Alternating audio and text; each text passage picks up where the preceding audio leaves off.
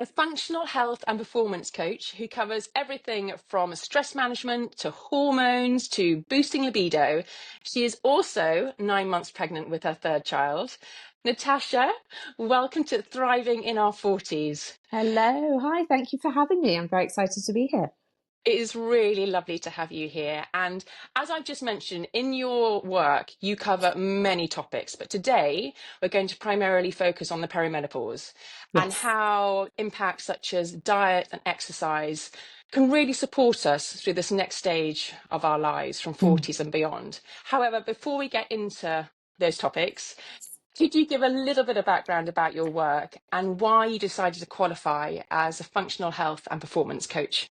Yeah, of course. So I suppose in the last 6 years, I've been working in the functional wellness space. I've also had the privilege of working with some amazing leaders in this space, Dr. Tamsin Lewis, Natalia Ramsden, who focuses more so on cognitive performance.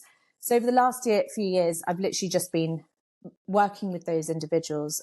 Prior to that, having sort of done 12 years climbing the corporate ladder, and I'm sure most people have experienced it one way or another, but then reaching burnout. So that's when I sort of shifted my gears essentially and started to consult for wellness businesses and finding a better work-life balance. And I think looking back on it, that's probably why when I started to really focus and hone in on wanting to look and explore working in the functional wellness space. But personally, I had been through 3 miscarriages. I experienced postnatal depression after my second child. So from a personal level, I was really curious to try and find solutions and understand a bit about what was going on with me and my body at the time, rather than just taking a pill to fix everything. And so then I kind of went into 2 years of education and learning, which, as I've just been speaking to you about, I've been really igniting that curiosity side of me, and I've really enjoyed. So I've graduated from the International Institute of Nutrition and Health as a nutrition and health coach. I also then embarked on on a further course looking into functional health, lab testing, and hormone health as well. So here I am. So yeah. You've kept busy, and I'm so sorry you went through all that heartache with the pregnancies.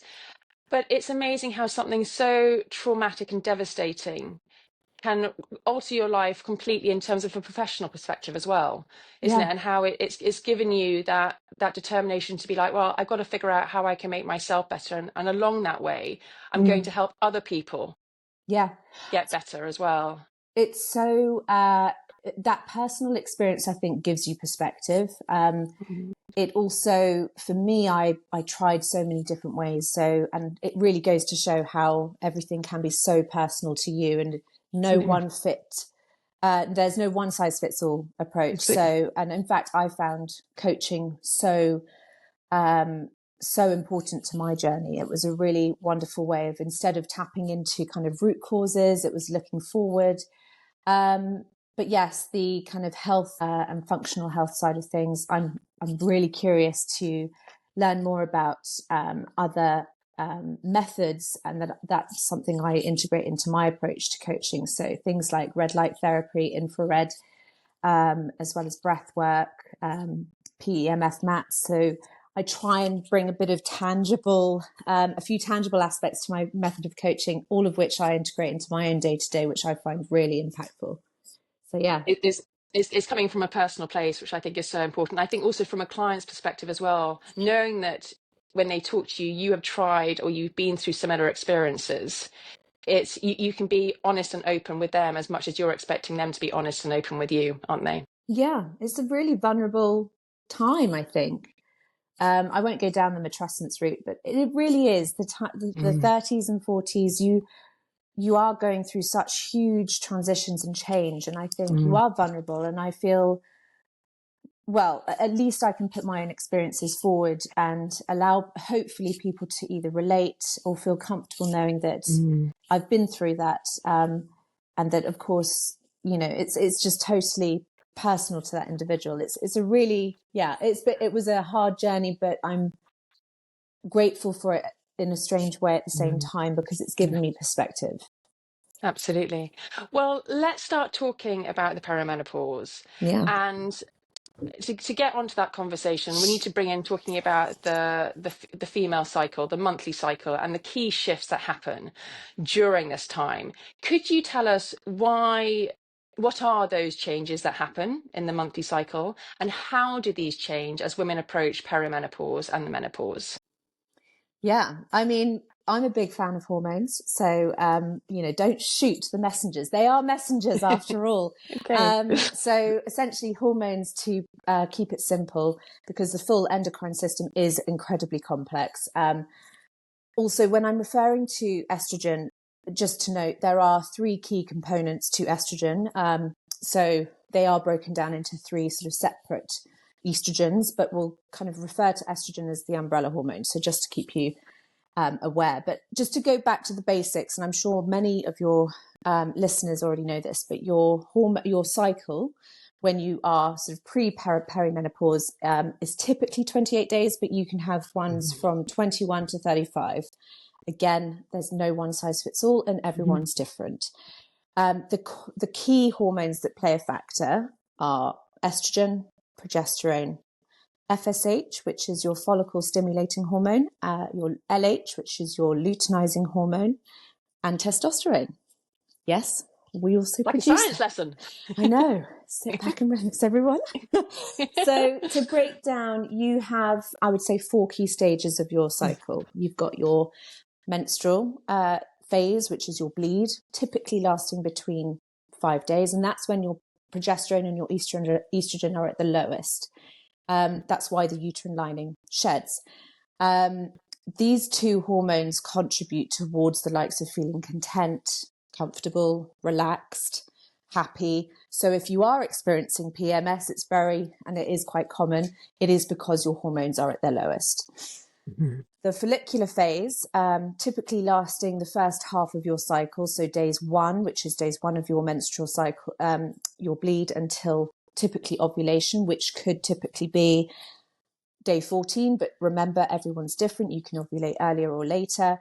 The follicular phase is when your estrogen, your dominant hormone of that time, starts to rise, and that helps to build your uterine lining, or rebuild it rather, preparing for ovulation. And as well, your FSH, your follicle stimulating hormone, grows. Eventually, one follicle will win the race as such, and that will be the one that releases the egg. Then your third phase is your ovulation phase. It's very brief. Typically, it's during a 24 to 48 hour moment where your LH kind of surges, and that then releases the egg from the follicle. If you're tracking your cycle for pregnancy purposes, for example, this is when you are most fertile. And then your luteal phase, which is when your progesterone hormone typically dominates. Your estrogen does still climb slightly, but you don't want it to surpass and over. You don't want it to increase too much, otherwise it becomes sort of an estrogen dominant situation, which we won't come onto just now. But again, that progesterone is there to take the lead, keeping the lining stable and secure. And if no pregnancy has happened that month, that's when your hormones drop at the end, and that signals the first kind of day of your cycle again. And that's when your lining comes away. So that's typically a cycle before perimenopause. Now, perimenopause can come on very slowly initially, but instead of you having those trends, you can experience slightly more fluctuating and sometimes quite erratic cycles. So typically in your 40s, you could experience your estrogen becoming slightly more unpredictable. It can either have, for example, you could have very high estrogen, which could lead to things like heavy periods, breast tenderness, mood swings. But you also have the likes of low estrogen in some cycles. So that can also cause the likes of hot flashes, vaginal dryness, night sweats. So those glorious symptoms that we can experience, Okay. they can sometimes be quite exacerbated, and sometimes they might not be there altogether. So actually, it really varies month by month. So just sorry to interrupt. Just No, going back, if you had the hairy periods and the tender breast, that's almost just that's what people can experience on a monthly cycle, can't they, as well? So absolutely. it's hard to pinpoint really when perimenopause is kicking in. Like you Mm. say, it's a very gradual process. It's a very gradual process, and it could take. You could be in perimenopause for 10 years. You could experience Okay. it earlier than your 40s. It's not sort of as soon as you hit 40, boom, here you Hmm. go. It could be Yeah. later in your 40s. So, as you say, it's really hard. My big, I'd say, takeaway is to track, because Um, I find tracking as such a wonderful way of being in control. You can allow yourself to, log your symptoms, log how you're feeling, both physical okay. and mental symptoms as well.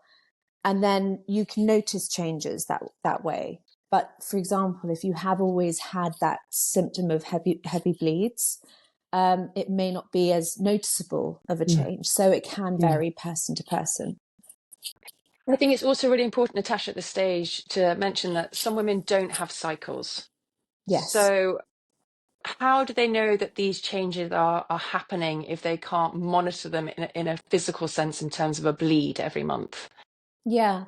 So I think it's very much about looking at your body. It's not just Okay. looking at your bleed, it's looking at everything from your sex drive, your energy levels, your um, weight gain, and how you're managing your weight, your mood swings. So all of these can contribute towards kind of perimenopause. It's not just your bleed. You could be on a birth control pill that is stopping you from bleeding, and so therefore you aren't really getting those symptoms through, or they're being suppressed.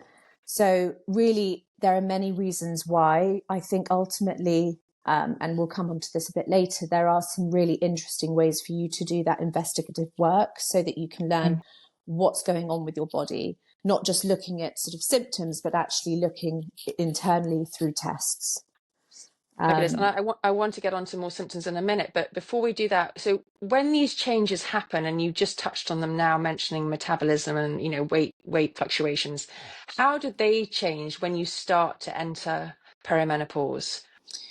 Yeah, so it's incredibly frustrating, for women who have probably been able to eat this or, done that, and they've been able to keep the weight off, and suddenly there's this change, and you're getting very frustrated. Why can I not keep this weight off? Well, basically, as estrogen declines, your so just if so your body essentially holds on to abdominal fat, and it's Mm. because fat cells can produce estrogen. And essentially, if you're in that depletion, if estrogen is declining, your body will cling on to that fat store to compensate for the estrogen Mm. deprivation. In addition to that, insulin resistance can be seen as a common symptom for those who are going through the perimenopause. This is essentially when your body struggles to regulate blood sugar levels. And another factor, and again, we live in a modern day and age. There are many triggers to this, but your cortisol levels have a Yeah. huge impact. Cortisol being your primary stress hormone, but it can also further disrupt the likes of your insulin management. So you just need to be a bit more aware of these factors. I think it's having that knowledge, isn't it? It's feeling empowered to know that when these changes do happen, or Yeah, you're currently in those changes, you know why they're happening. And exactly. just to look forward post menopause, then, you just does everything go back to normal in terms of what it was like pre-menopause? It's well, what defines normal? It's very different Well, for everyone, but your hormone levels are much lower. So I know I've only okay. just mentioned estrogen, but your progesterone levels will be much lower. That's simply because one of the key sources for progesterone is your corpus luteum, which is essentially the old follicle that would have released an egg. And of course, after menopause, when you stop ovulating altogether, you have Mhm. 12 consecutive months, and I just want to be very clear here. you've only reached menopause when you have had 12 consecutive months of no periods. So anything before that is perimenopause, which is why I say that you could be in this perimenopause state for 10 years, up to 10 years. It could even be longer. Everyone's different. But menopause happens when you've had 12 consecutive months of no bleed. And after that, your progesterone levels, your testosterone levels, your estrogen levels, all your hormones are far more suppressed. So yes, there will be a new norm, I would say. Okay. And The fluctuations won't be as extreme as what you might previously have experienced. no, they shouldn't be, but ultimately it's everyone's personal. And I think what I would Completely. be mindful of saying is, of course, if there is anyone listening who is concerned about having fluctuating symptoms beyond the point of menopause, then it's always worth speaking to your doctor or GP, just because, there are many tests and ways of identifying what might be going on. But yeah, as I mentioned, everyone's different. Absolutely. Talking about symptoms then, and you've mentioned the hot flushes, the night sweats. Are there more subtle symptoms that people can be experiencing that they don't necessarily associate with perimenopause? I think people are, well, whether they associate it or not, I think quite a few people, we don't talk about low libido or low sex drive, but that really is because of, again, the likes of reduced or decreasing or declining estrogen and testosterone. Testosterone plays a huge role in that feeling. Estrogen, commonly referred to as the queen hormone, the one that makes you feel sexy, like you could be, a model walking down a catwalk, confident, happy. Yeah. Again, with that being on the decline, your moods can go down. So I think the common ones are the likes of irregular periods, the hot flashes, the night sweats, the mood swings, but decreased libido and vaginal dryness, again, quite common. Fatigue, just simply because of the declining progesterone. Progesterone is a hormone that really promotes that kind of relaxation, and it really helps you to sleep. So sleep disturbances can be a result of progesterone declining. And then that weight gain as well, which is frustrating, but there are many ways you can tackle that.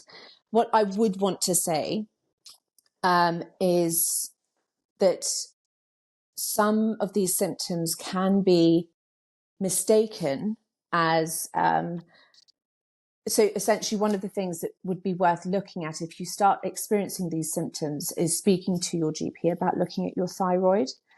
Thyroid disease can also be a cause to a lot of these symptoms, which is why instead of mistaking it as perimenopause, it might be worth looking at getting a comprehensive thyroid panel check just to make sure and eliminate the possibility of it being thyroid disease, because thyroid, again, plays a huge role in these factors. Before we move on, just can you briefly tell us what exactly is the role of the thyroid within the body? Of course. So your thyroid is a gland that sits just in the neck. It's a butterfly shape. It's quite an important one. It's essentially there to help regulate the likes of your heart, your blood pressure, your body temperature, and helps the likes of your kind of metabolism as well. So it can very much impact the likes of your weight, your fertility, menstruation, skin tone, and digestion. So it does play a huge or significant role. Gosh, In absolutely. And so similar to what you've been talking about in terms of the perimenopause. So I can see why you say go and speak to a medical professional and get a bit of investigative work done, because yeah, you want to be able to tick some boxes, don't you? Make sure that you're going down the right route. Yeah, and you're not confusing between the symptoms because they can be very similar. Absolutely. Now, you talked about obviously hacks to use to kind of support us in this next stage. And I think it's really important to try and think quite positively about Mm. our 40s and how we can make the most of the opportunities. So, can I talk about nutrition at the minute? What do you recommend in terms of dietary recommendations, natural supplements, or lifestyle hacks that will really help to support our hormone balance during this stage? Of course, yeah. So I also want to be very real because Okay. I can suggest certain things and everyone's like, yeah, we've heard that before. So I want to try and make it as feasible but real as possible. So the first thing is staying hydrated and drinking enough water. The reason for that is because your system ultimately needs a way of flushing toxins and waste, and that includes excess hormones. So keeping your system well flushed is really key. And also be cautious of not eating too many or too much gluten. Again, it gets such a bad rep. I'm very much a believer, if you don't have to cut the food group out, please don't, because I think it's always worth keeping your body familiar with these food groups. And also it's better to eat the likes of whole grain or other complex carbs such as beans and legumes. Another thing I really enjoy doing and working with my clients is looking at integrating a seasonal flow to your food and exercise. We'll come on to exercise a bit later, but for example, in your first half of your cycle, that follicular phase, there are certain foods that really complement that boosting of estrogen and getting that natural flow of hormones going. So things like flax seeds are great. Pumpkin seeds, which can also be added to homemade granola, for example. Beans and chickpeas are great. A range of nuts from walnuts, pistachios and almonds. Berries, strawberries, blueberries and raspberries. Bone broths I'm a big fan of. Nothing like making a chicken at the weekend and then boiling the carcass for a couple of hours, for a few hours.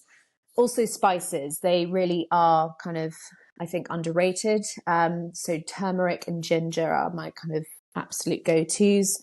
I try and integrate those into my, at least day to day, if not a few times a week. And that's just a case of just sprinkling them on. Yes. On food, or putting my husband and I talking about turmeric the other day and putting it in a hot water. Does that have the same impact? Absolutely. I add mine into hot water. I even add a tiny little bit of cayenne.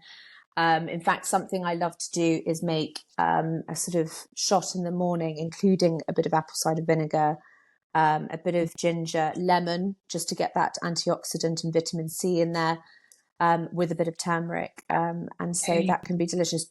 Please dilute it, because I did try apple cider vinegar straight up, and it was a hit and miss situation. It's your teeth as well. Your teeth are going to be like, what is going on? Yeah, it can be quite intense. So definitely dilute it. But it's a really good way to start the day. A few other things just in terms of your second half of your cycle. So B vitamin foods are the likes of poultry, so chicken and turkey, lots of delicious fish, bananas, spinach, leafy greens, eggs, avocado.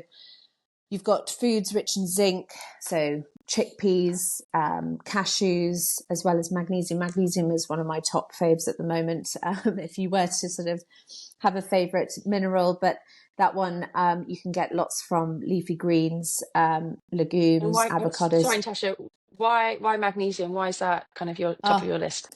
Because I'm personally struggling with kind of consistency with sleep. I'm also suffering from restless leg syndrome, and it's a great mineral to help with kind of muscle relaxant and muscle recovery, as well as promoting good sleep. So as well as a kind of get up and go, it kind of keeps you stable throughout the day. So I take it personally as a supplement, but of course people can get it as well from wonderful fresh fruits and veg as well. But I was going to say about supplements, obviously, if people are having a varied diet but do feel they need to supplement that, do you advise taking extra vitamins and minerals on top of the daily diet? So I personally would always recommend that individuals go and speak to their healthcare provider or doctor ahead of, supplementing, just to ensure that they personally are, going along the right path. But in terms of recommendations, I can absolutely suggest certain vitamins or minerals, subject to the type of symptom that person is going through, what would work. For example, if it were to be mood related or energy related, your B vitamins are really key for that. And if you are depleted, I mean, there are many different forms of B vitamins, but they really do contribute towards cognitive performance and energy levels and metabolism.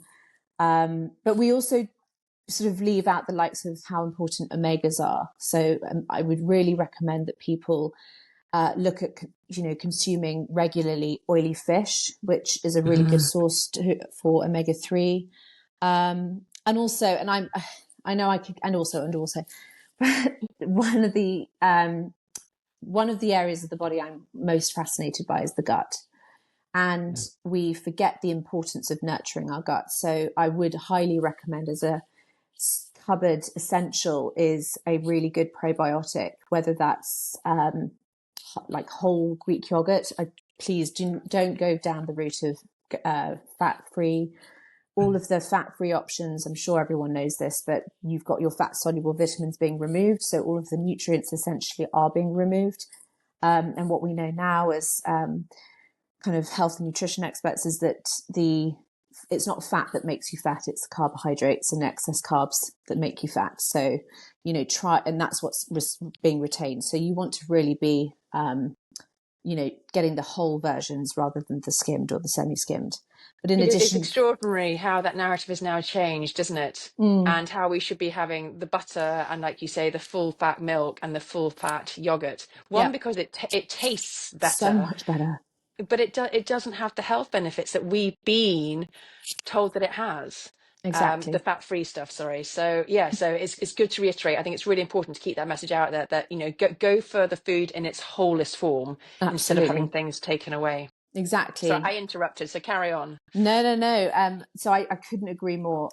But also looking at other good bacteria promoting food, sauerkraut. In fact, my husband will claim this one, but he made a yummy potato salad last summer with a barbecue, which sort of had spring onions, a dollop of creme fraiche with some mustard, and then just chopped up some pickles, as well as added sauerkraut to it. It was delicious, I have to And say. mix it That with I'm going to give him potatoes. that credit. Mix it with some whole potatoes. I'll give him that. But also kimchi, if you're a big fan of sort of the cabbage, kimchi's great. Kombucha, miso. But then if we look at sort of herbal remedies as such, there are some amazing ones out there that can really help depending on the type of symptoms. So this is, again, really tapping into what's personal to you. So, for example, estrogen balance. I know black cohosh has been seen to really help with that, in addition to clary sage and red ginseng tea. For example, if you're suffering from joint pain, you might want to add a bit of turmeric or nettle, even turmeric root, as we've discussed. Low libido, big topic. Ashwagandhas can be very helpful with that. Maca can also help. And then mood swings, again, really tapping into those essential nutrients or fish oils, so omega-3s, your B vitamins, as well as your magnesium to really help with moods. So there things out there, depending on your symptoms. There are natural remedies out there that can support, not necessarily eliminate, but can support you in that area. Yeah, absolutely. And, I'm not one to recommend HRT. That would definitely sit with your doctor or healthcare provider. But there are definite lifestyle nutrition. I mean, what you put into your body really will have an effect on the outcomes. So I think looking after, and now is the time to really kind of look at focusing on you and looking after you.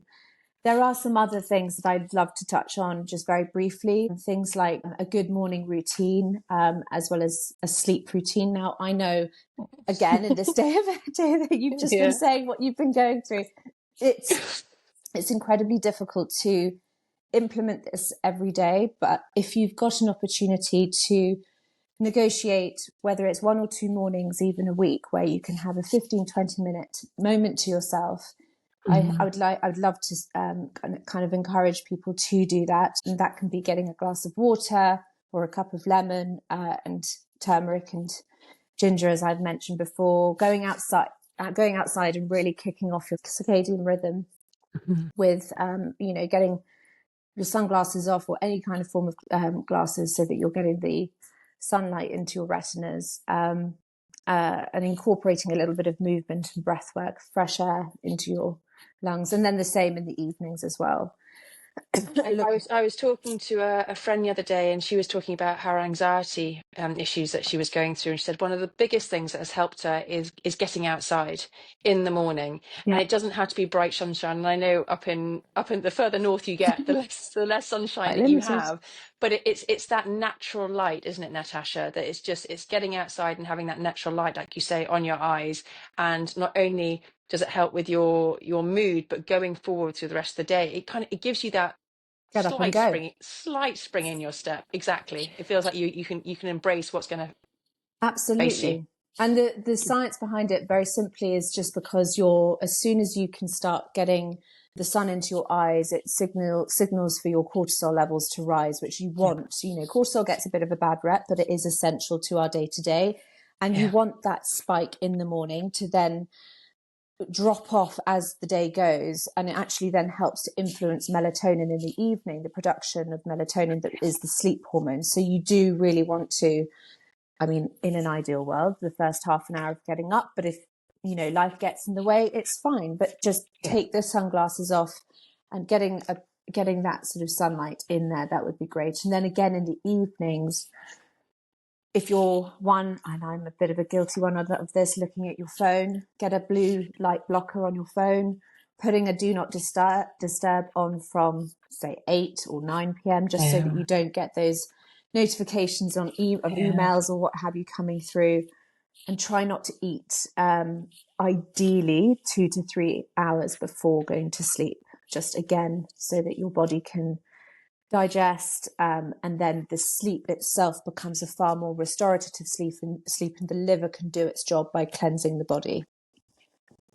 It's really hard, Natasha, though, and I don't want to Yeah, be kind of the doom and gloom of this, but I know. particularly in the evenings, and I think I speak on behalf of other parents or people that just work late.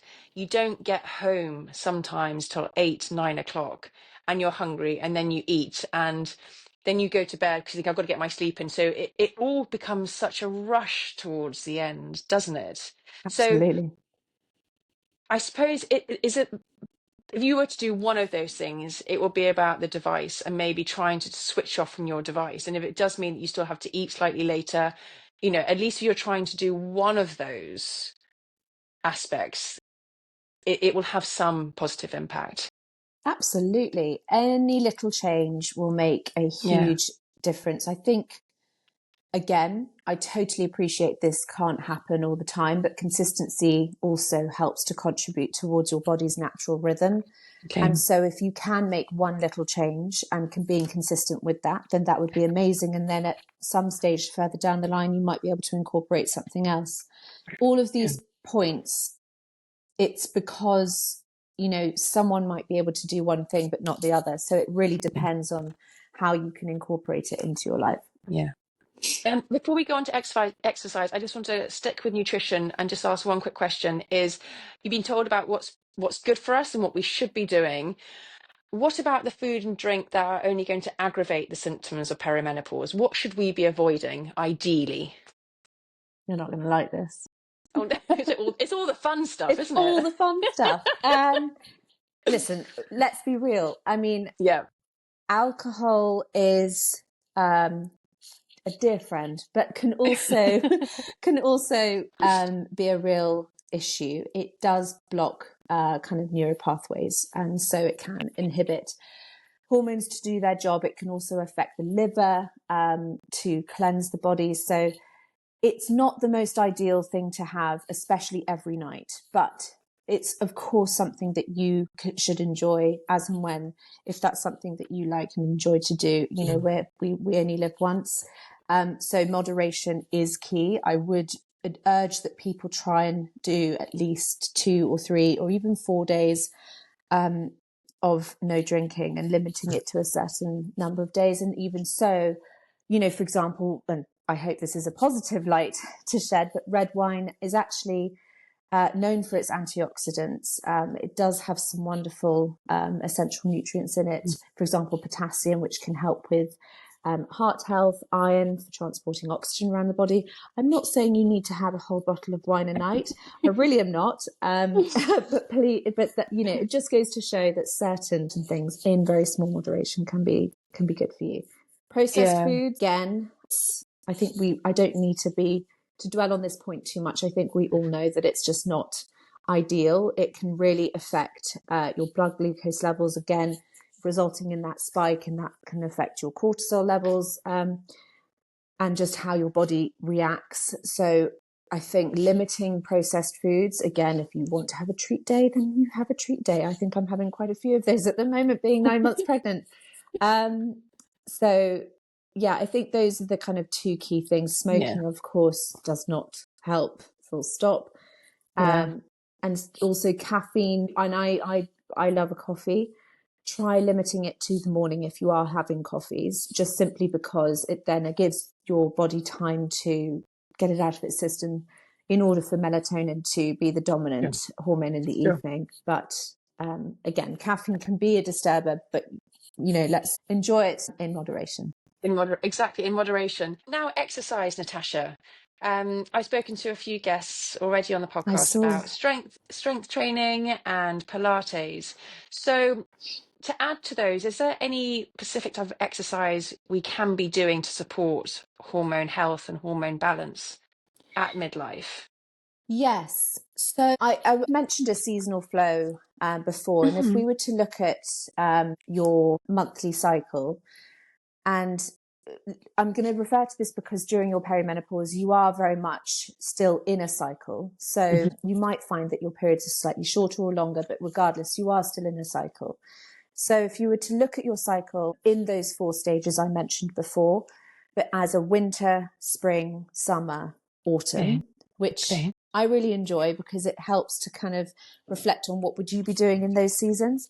So during your menstrual bleed, typically the winter, you would probably look at doing more so Pilates, hikes, yoga, low intensity workouts. Okay. The spring and summer phases, which are your kind of from after your menstruation through until kind of after ovulation, is when you're going to have your estrogen dominant. And that's when your queen hormone is going to want you to, you know, basically reach your best. So it's a really good time to do your HIIT workouts, your high intensity workouts, your weight bearing exercise. I cannot stress the importance of weight bearing exercise to avoid the likes of osteoporosis, which I'm sure you're already very aware of. So it's all about sort of kind of reaching your max. My suggestion also would be that those exercises typically happen in the morning to Okay. complement the cortisol spike. The reason Okay. is, of course, you do end up creating more cortisol and adrenaline when you are working out in those high intensity phases. So therefore, if you're doing that in the evening, it slightly then disturbs the kind of natural relaxation that needs to happen in order to promote melatonin production. But then if you're maybe doing Pilates or even just going for a walk, that could be something that can be done later on in the day Yeah, to almost to lower those stress levels. absolutely. Absolutely. So Okay. the high intensity HIIT circuit training, the go goes ideally in the morning, and then of Yeah. course the Pilates, the yogas, those wonderful kind of types of training that in the evenings Yeah. works really well. And then in your autumn phase, this is to sort of support the progesterone hormone that's a slightly more kind of, it promotes relaxation. Again, you're looking at doing the same thing as your whilst you're in your winter phase. So Pilates, stretching, core workouts that aren't quite so high intense, yoga, hikes, things like that. I So yeah, love that, Natasha. I think that gives it a really positive outlook, looking at exercise as something that it's not monotonous, it's not the same week in, week out. But if you structure it to, like you say, to complement the cycle that you're in, I think it makes it a more enjoyable experience overall, thinking that I'm not going to be doing this next week. I'm going to be doing a yoga class, or next week I am actually going to be doing a HIIT class, just to spice things up and to keep your mind motivated as well as your body motivated. Yeah, and there'll be certain times where you're just like, I just can't be bothered to go and Yes. do this HIIT workout, and that's probably because your body's telling you it's not the Yeah. right time. Yeah. So it is about complementing the time of the month. Some people like that consistency, and if they're training for a marathon, they have to. Totally their prerogative, and of course they need to do what they need to do. But certain things like complementing your cycles and doing it based on the time of the month, I think can really help people actually achieve a much better outcome through exercise. Fabulous. And just looking at perimenopause in general, I think it can be seen as quite a negative transition. And Mm. we can understand why. You know, we've just been talking about all the changes that women do go through. But is there a way that we could reframe this transition and give it a more positive light? And if so, how do you suggest we do that? Okay, so I went through my little happy hormones ultimate pack, if you like, and really tried to condense it down. Again, everyone's different. So even if you take one thing away, then great. But as I touched on before, tracking your cycle is a really important thing for you to gain control and having that knowledge. I think knowledge is power. So knowing your patterns and your symptoms, I think, helps to identify any changes and for you to feel in control.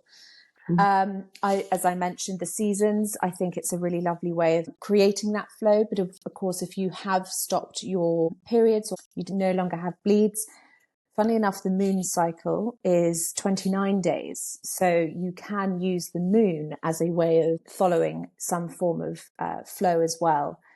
So new moon That's cycle. amazing. And That's great. it's funny, isn't it? Then you've got your kind of adrenal health. I mentioned before, kind of really looking at kicking off your circadian rhythm with some fresh air in the morning. Now, I'll come on to the hormone panels in a short moment and other tests that might be of interest. But in terms of shifting your mindset, firstly, it's looking at shifting your mindset into building the life that you want in this new chapter. I think we think about what less about what you're losing, and more about what you're gaining from this. So some women, as you mentioned before, will have had really heavy bleeds. So the thought of having no periods might be quite a delight to them. Or some women will have suffered postnatal depression in their fertile years, or they could be thrilled at the idea of not having to be on birth control. So what is it that you're going to be able to gain from this next phase of your life? And also looking forward in terms of again, this will never leave you if you are a mother, but we dedicate so much of our time in our life towards others, I think, during that phase. I think now is the time to looking at building a life that you would like. So what are your priorities? And looking at how you want to create that life that you wish to build going forward. I think they're brilliant suggestions, and it's that reminder that we are only midlife, and there are, all being well, many years ahead of us. And like Absolutely. you say, let's reframe it and let's use this as almost the start of the next chapter. And where is that going to take us? I think Absolutely. they're really wonderful ideas. That's brilliant. Yeah. Did you want to share anything else on that topic? It was really just to mention there are certain things that I find quite helpful. I know I've mentioned a lot of these symptoms, and sometimes people want a bit more data in front of them. So I find digital wearables quite useful to, again, track sleep, track movement, but again, always look at speaking to your GP or your doctor for any tests. But there are functional tests out there that can help get a sort of snapshot idea of what's going on inside. So there is something called the Dutch test, which a functional medicine specialist would need to support you with. And so I can absolutely help kind of signpost the individual to somewhere to obtain those results. But the Dutch test is a comprehensive panel to analyze where your hormones are at. Now, again, it's only a snapshot then and there, but it could really help inform the client what it is that they're going through. And your continuous glucose monitor. So I've actually got one on right now. Yeah, it allows you to track your blood glucose levels and to see how you react to certain foods and what your blood sugar levels are doing throughout the day. Again, gives you that knowledge and informs you as to how you're reacting on a day-to-day basis. And again, you might feel, gosh, I'm really tired. Why is that? Looking back on your tracker, you might notice, okay, well, I ate this earlier. I've clearly not reacted as well as I thought I would do to it. It gives you that knowledge is power, I think. Absolutely, and I think that those are really helpful resources. It's building our pool of information together and making sure that it's personal, because what's happening to one person isn't going to be the same for you, obviously, but knowing that there are different avenues that you can take to support whichever route you want to go down, whether it's a more herbal remedy, or like you say, it's more of the tracker route, or whether it's trying certain food groups that might help with mood and metabolism. There are Yeah. lots of options out there, which Yeah. is exciting. I know sometimes you maybe think, oh, it's more work to do, but I think that initial effort will pay off. Yeah. I don't want to overwhelm people with the information. So it all Yeah. depends on that person and what they enjoy. So as you say, some people like to be given a load of instructions, whether it's a nutrition plan, this is what you need to be doing. But some people really like to do that work themselves, Yeah. look at the data and explore and investigate themselves. So I think there are lots of tools and tips and tricks to take away. It's just about what works for you, really. Absolutely. Well, you've shared so much, and we're going to finish with our last question now, and it's going to be a myth busting statement exercise. And so I've been looking at questions online that are commonly associated with perimenopause and menopause, and I just want to know whether you agree with these statements or not. So I'm going to read them out. Go for it. Okay. Okay. Right. Number one: perimenopause only affects women over the age of 45. Incorrect. False. As you said, it can happen from the 30s onwards, couldn't it? It can. Yes, I know. Certain individuals have started symptoms earlier than 40. It can be 35. So that's incorrect. There's no defined date or No. time of your life that it will kick off. Number two: menopause means the end of your sex life. Absolutely not. You crack on. Keep going, but Keep going. there are supplements out there that might be able to support that area of your life. If you do feel that you're lacking in your libido, then you can Yeah, take something to let's not complement it. forget the sex drive can be influenced not just by hormones but your circumstances. So again, it's so personal, but looking at the nutrients that you might be depleted in, and then supplementing them, whether it's through natural remedies or through foods, there's definite ways to boost your libido, but it does not mean that it's the end. Absolutely not. No, absolutely not. No, there's no excuse, basically. No. You can't use it as an excuse. Number three: strength training makes women bulky. No, it's no. There's never a really straightforward answer. It depends if you want to bulk up and then how you're eating after or before your training, but ultimately no. Strength training is so important for women of all ages, but in particular through perimenopause and menopause, just simply to really reduce the risk of osteoporosis. And it's such a fun way to work out. You're not running on the spot. You're not running down an endless lane, which I find quite, endurance training quite tiresome, but actually weight training can be quite empowering, being able to, see your ability to, lift more weights week in, week out. But I do think it's really important, but bulkiness is not. Toning, yes. Bulkiness, no. The next one: cutting carbs is the best way to manage perimenopausal weight gain. Again, not as straightforward. I would say it would typically be a no, because it's all subject to the type of carbohydrates. Complex carbs are really important to a diet, and it also is important to not cut out food groups that are actually very important. But ultimately, if it's highly processed carbohydrate, then of course, and you're not moving, you are going to retain that weight. So as I mentioned before, it's just being mindful of the gluten or carbohydrate intake and the type of carb. I think that's the key takeaway with that one. Of And then course. lastly, which is one of my favorite ones, drinking wine helps with sleep during perimenopause. Depends how much you've had. No, I'm joking. Yeah.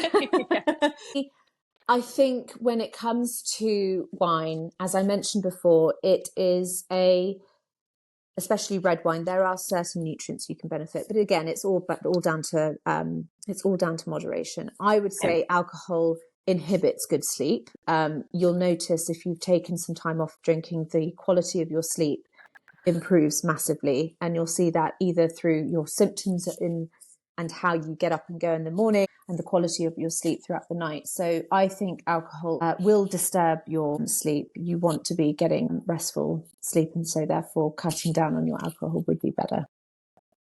Cutting down, not eliminating. Maybe that's a good message. Yeah. You said it, not me. I'll take that one. Natasha, thank you so much. You have shared such a volume of information that people can listen back to this many times to make sure that they're taking it all in. Obviously, you are 9 months pregnant and about to give birth any day now.